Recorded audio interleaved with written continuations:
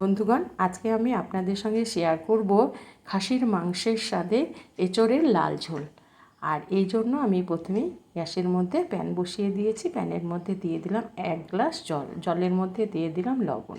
লবণটা দেওয়ার পর আমি 750 গ্রাম একটা এঁচোড়কে ছিলে পরিষ্কার করে ডোমো ডোমো করে কেটে নিয়েছি। এবার ধুয়ে আমি এগুলোকে গরম জলের মধ্যে দিয়ে দিলাম।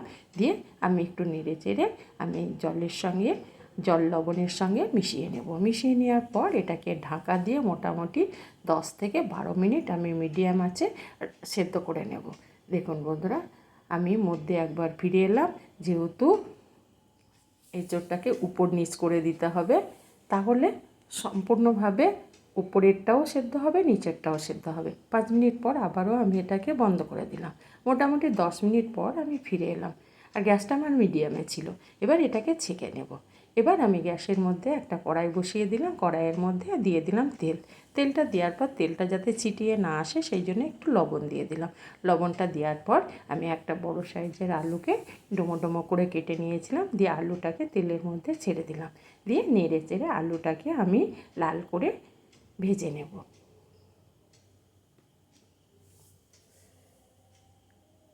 এইভাবে আমি লাল করে আলুগুলোকে ভেজে নিলাম। আলুগুলোকে এবার উঠিয়ে নেব। এই তেলের মধ্যেই দিয়ে দেব যে এঁচোড়গুলোকে আমি কেটে রেখেছিলাম, টুকরো করা এঁচোড়গুলোটা ঢেলে দিলাম। ঢেলে দেওয়ার পর এঁচোড়টাকেও আমি ভেজে নেব।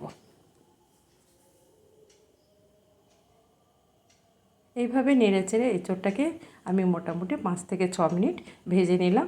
এবার এগুলোকে আমি উঠিয়ে নেব। এই কড়াইয়ের মধ্যে আমি আবারও দিয়ে দেব তেল। মোটামুটি 4 থেকে 5 চামচ মতো আমি এখানে তেলের ব্যবহার করব, যেহেতু এঁচোড়ের রান্নাতে একটু তেলের পরিমাণটা বেশি লাগে। এবার আমি দিয়ে দিলাম ফোড়ন, যার মধ্যে গরম মশলা, একটা তেজপাতাকে ফাটিয়ে দিয়ে দিলাম, 2টো দারচিনি, 2 টুকরো এলাচ আর 2 টুকরো লবঙ্গ, আর অল্প একটু জিরে, গোটা জিরেটা দেওয়ার পর আমি 10 সেকেন্ড মধ্যে একটু নেড়ে চেড়ে নিলাম। তারপর এখানে আমি দিয়ে দেব কুচনো পেঁয়াজ। এখানে আমি 2টো মিডিয়াম সাইজের পেঁয়াজকে কুচিয়ে নিয়েছিলাম, সেটা দিয়ে দিলাম। এবার নেড়ে চেড়ে আমি পেঁয়াজটাকে গোল্ডেন ব্রাউন করে ভাজবো। গোল্ডেন ব্রাউন আমার কালার এসে গেছে। এবার আমি এখানে দিয়ে দিলাম 1 চামচ আদা রসুন বাটা। আদা রসুন বাটাটাকে এবার আমি পেঁয়াজের সঙ্গে কিছুক্ষণ কষিয়ে,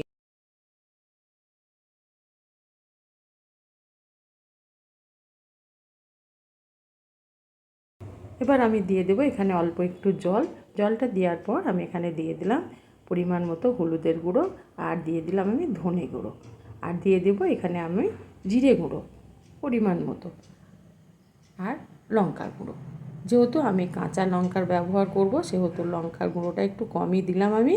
এবার সমস্ত মশলাগুলোকে দিয়ে দেওয়ার পর আমি কিছুক্ষণ কষিয়ে নেব। লবণটা দেওয়া হয়নি, লবণটা সাবধানে দিতে হবে, যেহেতু এঁচোড়টা সেদ্ধ করার সময় আমি লবণ দিয়েছিলাম, সেহেতু এখানে একটু হিসাব করেই দিতে হবে। এবার আমি মশলাটাকে ভালো করে কষিয়ে নেব। তার জন্য আমি একটা ঢাকা দিয়ে দিলাম। ঢাকা দিয়ে গ্যাসটাকে একদম কমিয়ে দিয়েছিলাম।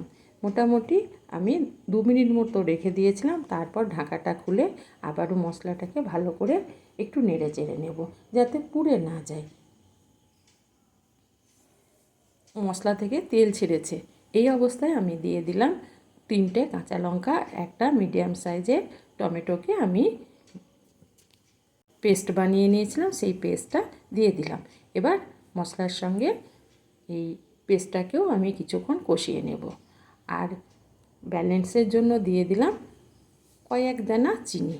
চিনিটাকে দিয়ে দেওয়ার পর আমি সমস্ত উপকরণগুলোকে মোটামুটি ভালো করে কষিয়ে নেব।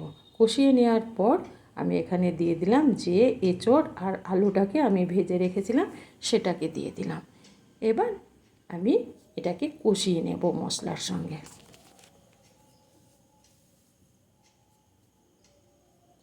এভাবে কষাতে কষাতে যখন মোটামুটি মশলাটা শুকনো হয়ে আসবে, তখন আমি একটু একটু করে জল দেব, আর এই আলু আর এঁচোড়টাকে কষাতে থাকবো।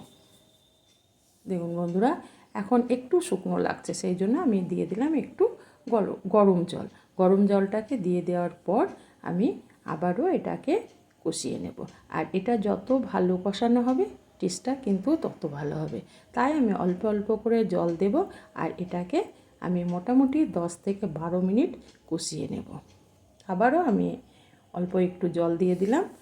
আর জলটা গরম জল আমি এখানে ব্যবহার করব, কোনো রকম ঠান্ডা জলের ব্যবহার করব না।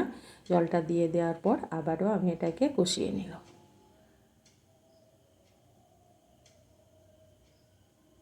দেখুন বন্ধুরা, আমি মোটামুটি 12 মিনিট এটাকে অল্প অল্প করে জল দিয়ে কষিয়ে নিলাম। একদম খুন্তির গায়ে মশলা একদিকে আর তেল একদিকে হয়ে গেছে।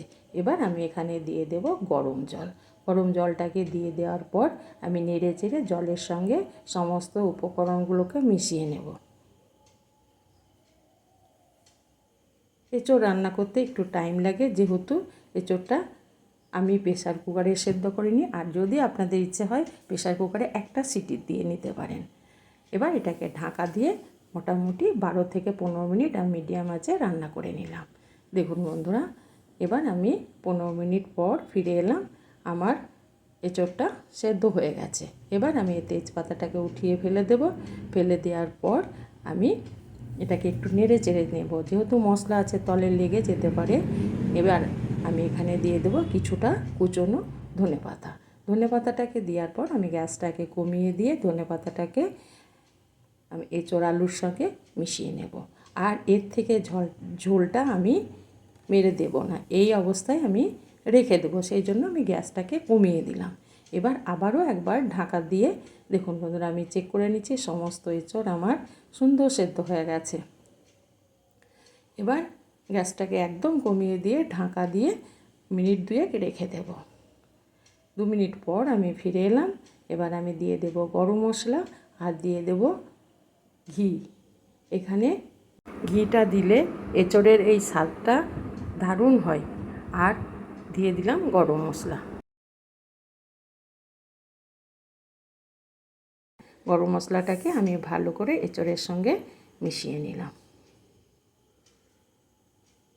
এবার এটাকে আমি ঢাকা দিয়ে গ্যাসটাকে বন্ধ করে দেব। এবার ঢাকা দিয়ে মিনিট 5 রেখে দেব। দেখুন, এবার ঢাকাটা খুলে আমি আপনাদের সঙ্গে একবার শেয়ার করছি। দেখুন কত লোভনীয়। এবার একটা বাটির মধ্যে উঠিয়ে নিলাম, দিয়ে গরম গরম আমি গরম ভাতের সঙ্গে পরিবেশন করব।